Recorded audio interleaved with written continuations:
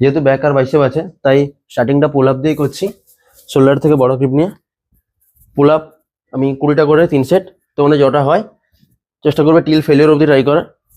Pull up 3 set করে নেওয়ার পর ফার্স্ট ওয়ার্কআউট শুরু করবো ল্যাট পুল ডাউন দিয়ে। স্টার্ট করছি ল্যাট পুল ডাউন দিয়ে, সোজা বসে আপার chest down, slow release, down, slow release. 12 থেকে 15টা 3টা সেট। সেকেন্ড শুরু করছি বেন্ড ওভার রো দিয়ে। শোল্ডার থেকে একটু বড় গ্যাপ নিয়ে হাত টাইট করে চেস্ট আপ, রেগুলার গ্রিপ। খুব বেশি উঠবে না, স্ট্রেট থাকবে 90 ডিগ্রিতে, নিচে হালকা নামবে যখন রডটা নামবে।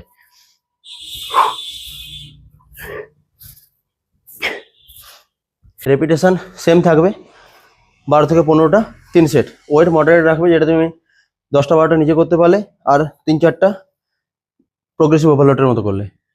3 নম্বরে মিডিল ব্যাকের জন্য রাখবো সিটেড রো। আমি এই বারটা ইউজ করছি, এটা খুব ভালো এফেক্ট হয় আমার।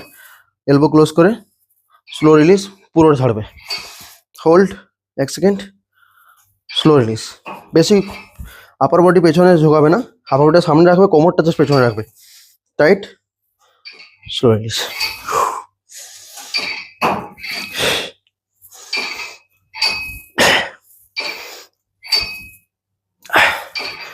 এটা চেষ্টা করবে 4 সেট করার, আর প্রত্যেকটা সেট যেন 15 থেকে 18টা হয়, তাহলে মিডিল ব্যাকটা খুব ভালো এফেক্টিভ হয়। ব্যাকের লাস্ট ওয়ার্কআউট ডেড লিফট, এটা লোয়ার ব্যাকের জন্য খুব এফেক্টিভ। সোলো ক্যাপ করে কোমর টাইট করে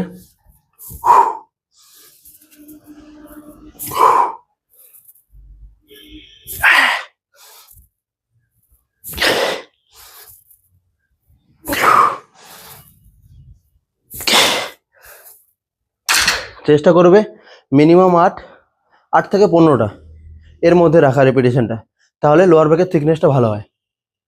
বারবেল কাল, এটা ইজের বারই পারফর্ম করি। ইজের হলে খুব ভালো কন্ট্রাকশন ফিল হয়। Right, slow down. এটা করার সময় লক্ষ্য করবে কি তোমার বডি যেন পেছনের দিকে ঝুলে থাকে, তাহলে পুরো লোডটা তোমার ব্যাকে আসবে। আর জার্ক করবে না, স্মুথভাবে ওঠাবে, টাইট, স্লো ডাউন।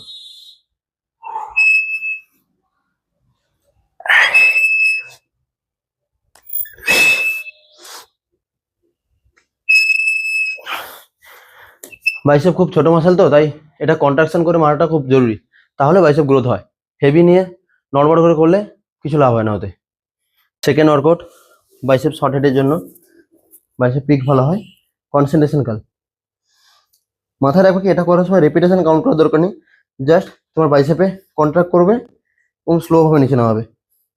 আর নামানোর সময় পুরো ডাম্বেলটাকে এভাবে ঘুরিয়ে দেবে না, লোড হিসেবে রাখবে, 90% নিচে নামাবে।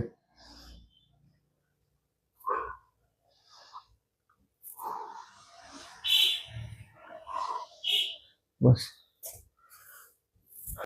বাইসেপের লাস্ট ওয়ার্কআউট হ্যামার কাল। রোপের পারফর্ম করছি, কন্ট্রাক্ট, স্লো ডাউন, পুরো নামাবে না, 90%, টাইট, হোল্ড, স্লো ডাউন। এটাও চেষ্টা করবে 10 থেকে 12টা 3 সেট। রেয়ার ডেলে দুটো করব। রিভার্স পেক ফ্লাই, কোনোটা উপর দিকে থাকবে, পেছনে কন্ট্রাক্ট, স্লো, আর বুকটাকে সামনের উপর টাচ করে রাখবে, ওখান থেকে সরাবে না, তাহলে রেয়ার ডেল থেকে কনস্ট্যান্ট চলে যাবে। রেয়ার ডেল একটা এফেক্টিভ লাস্ট ওয়ার্কআউট, যেটা ফেসফুলি। এটা অনেকে ভুলভাল করো, দেখে নেবে কীভাবে করছি। পুরো মুখের নিচে আসবে, কোনোটা উপরে থাকবে, হোল্ড, স্লো রিলিজ, জাস্ট এইভাবে করবে।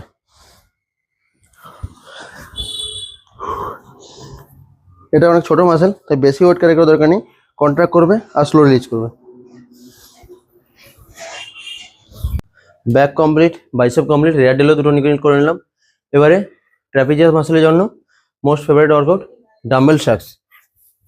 এটা এভাবে উঠিয়ে ছাড়লে হবে না, উঠিয়ে 1 2 3 count, slow release, 1 2 3 count, slow release.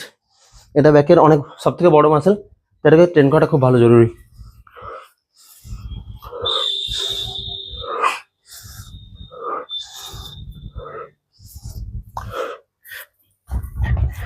এটা মিনিমাম তুমি 18 থেকে 20টা করে রেপিটেশন করবে, তাহলে পুরো পাম্প হবে।